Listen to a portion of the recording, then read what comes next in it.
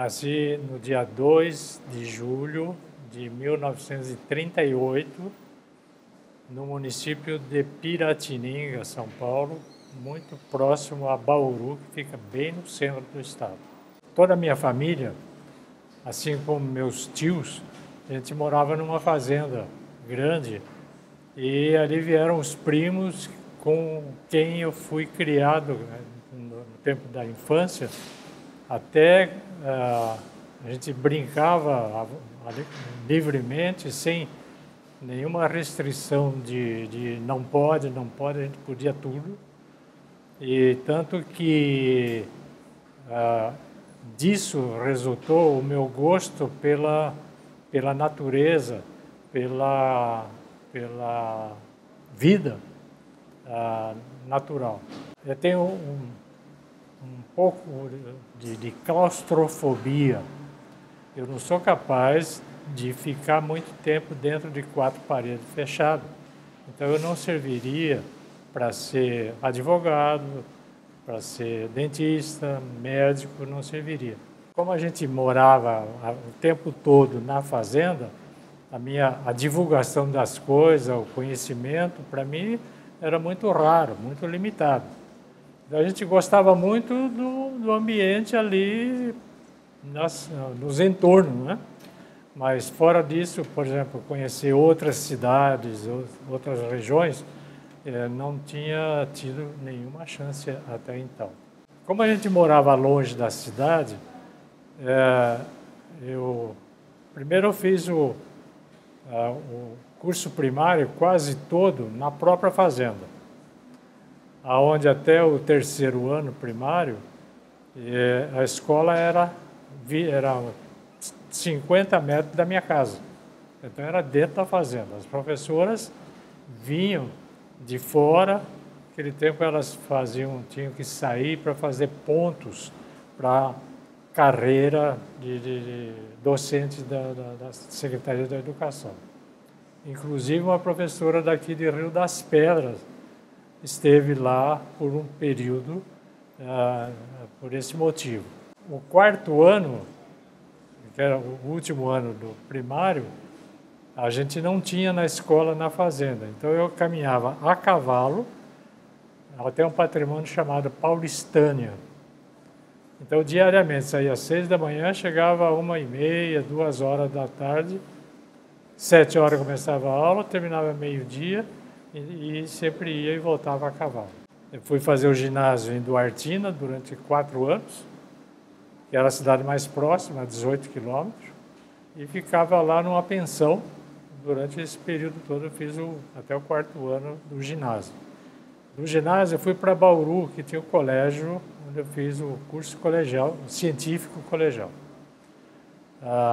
que era um curso de 3 anos naquela época.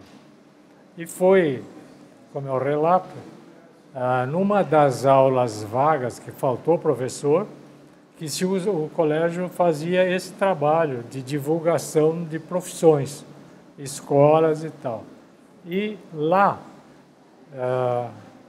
eu encontrei, por acaso, totalmente por acaso, porque eu não sabia que tinha lá, um folhetinho da Luiz de Queiroz.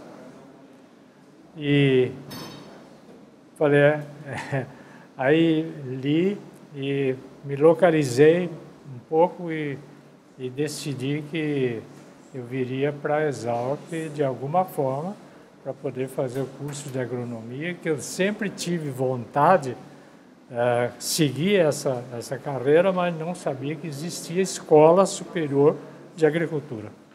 Fui para São Paulo para fazer cursinho, porque por aqui não tinha, outro lugar não tinha, mas aí tive para sobreviver, trabalhar num Banco do Povo S.A., e durante o dia, e o cursinho, o ângulo lá, era durante o dia também, o expediente era no mesmo tempo. Então, como eu não podia fazer o cursinho, também não podia perder tempo trabalhando sem me preparar para o cursinho, para o vestibular aqui da Exalc, que viria no começo do ano seguinte. Então, fui num sebo, lá na avenida, acho que no Viaduto Chá, parece, comprei um livro de matemática, um de química, um de física e um de português. As 4 matérias que entravam no vestibular. Então, eu não tive preparação de vestibular como muitos colegas que vêm de São Paulo, muito mais bem preparados e tal, tal. E voltei para a fazenda, meu pai ficou bravo, não falou nada, ele nunca me repreendeu por nada, mas passava batido, conversava com o cachorro, mas não olhava na minha cara. Por quê? Porque ele fez um sacrifício para me mandar para São Paulo e eu voltei de São Paulo com 4 livros na mão e a mala.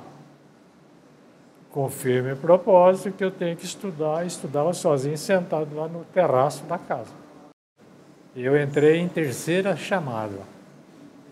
Então, por sorte, ainda consegui uma beiradinha de vaga, ainda, né? Provavelmente de alguém que tenha se inscrito em 2, 3 escolas e acabou vagando aqui e me deu essa oportunidade. Vim de bonde, que parava aqui na esquina, debaixo daquele lá daquele flamboyant, hoje já está substituído. E me lembro quando desci, a impressão que eu tive do prédio principal. Aquilo para mim foi vislumbrado, assim, fiquei pasmado, vendo a escola que eu pretendia fazer o curso de agronomia.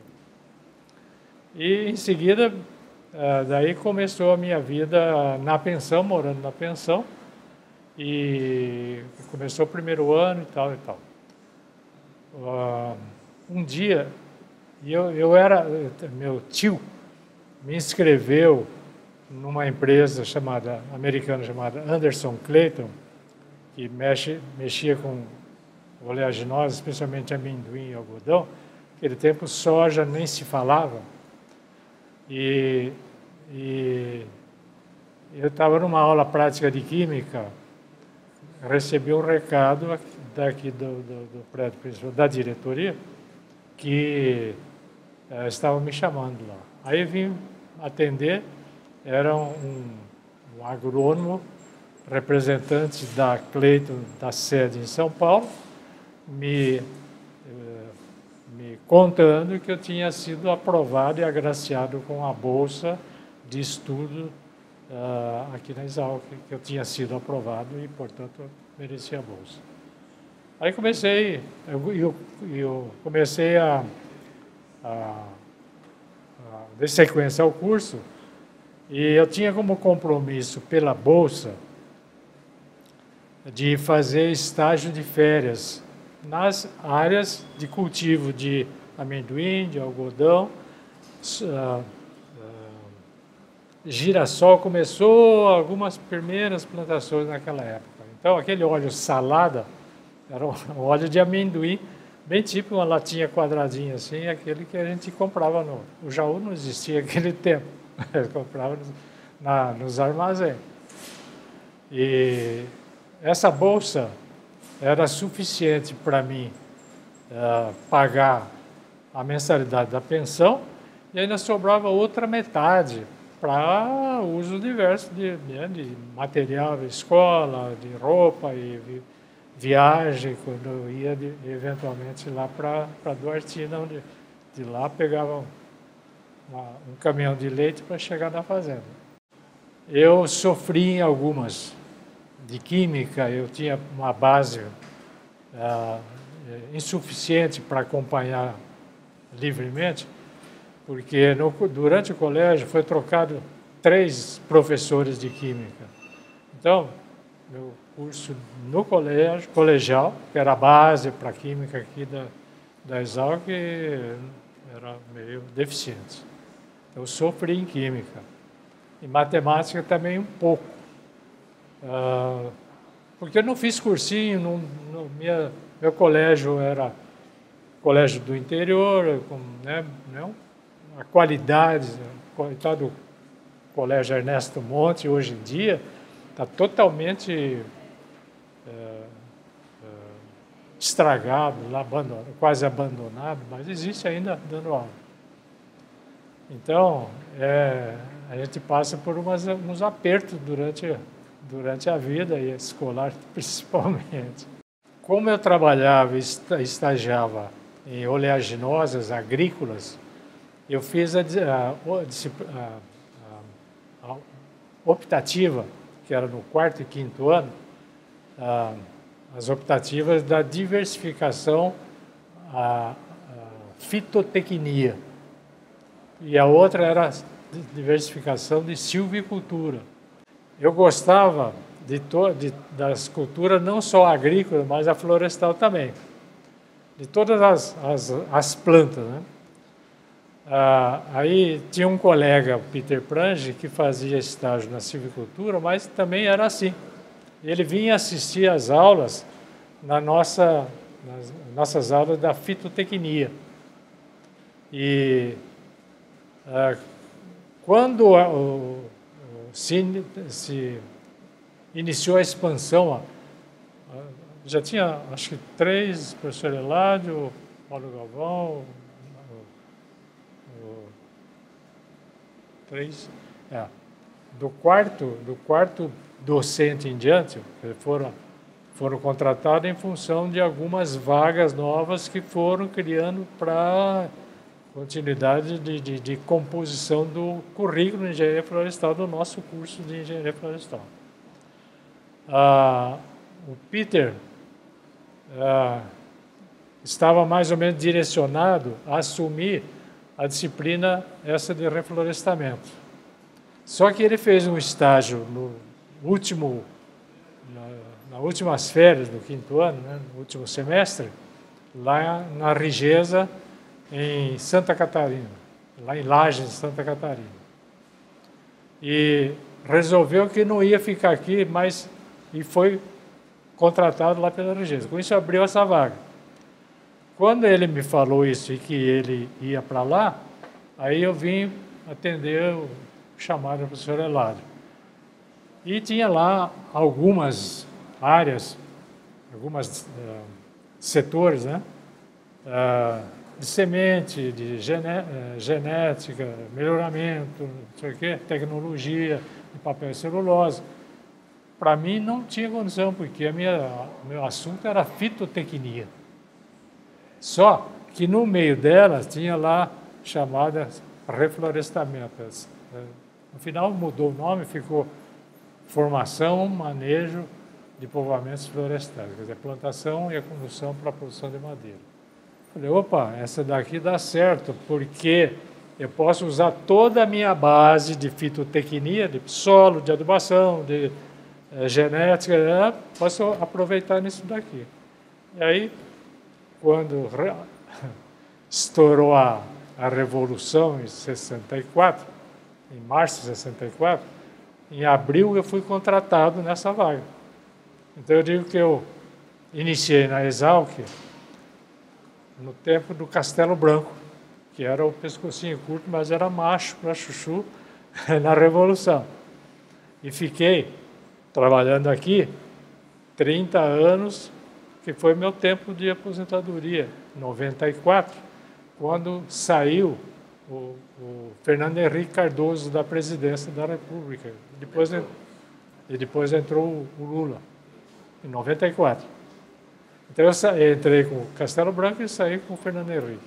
Em 1968 foi criado o IPF, Instituto de Pesquisa e Estudos Florestais. E com isso,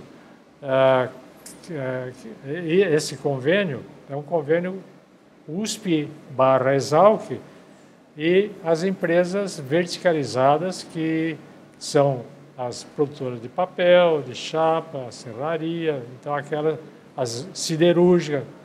E elas todas eram associadas ao IPF e são até hoje. Tem mais de 40 anos de fundação do IPF e uma tecnologia integrada de pesquisa para desenvolvimento dessa tecnologia e em todos os setores do currículo de engenharia florestal. O nosso curso foi o terceiro de engenharia florestal no Brasil. Começou em Viçosa, depois ele foi transferido para Curitiba, e depois foi criado o outro em Viçosa, então eram 2, e o nosso foi o terceiro. Hoje tem uns 10 cursos ou mais, não sei precisar. E é natural que, através dessa pesquisa, especialmente, que traz novas informações na formação continuada profissional de cada engenheiro florestal, né, que é formado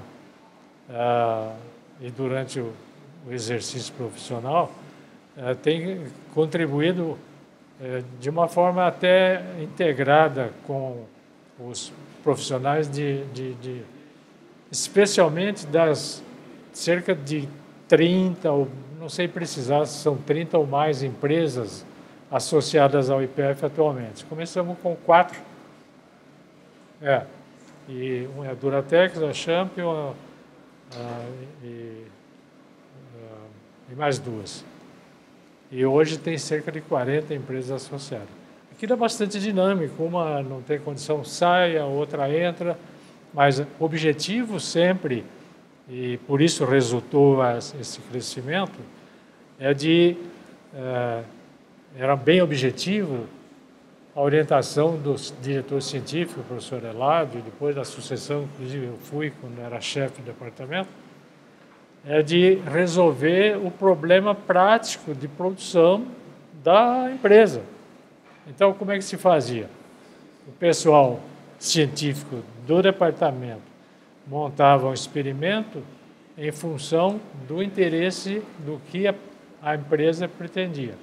A empresa, desde o Rio Grande do Sul até o Pará, elas estão localizadas, então, em condições climáticas diferentes, então, uma série de fatores têm que ser levados em conta para poder montar o experimento em função do objetivo principal e da melhor possibilidade de adaptação da floresta lá e de produção futura.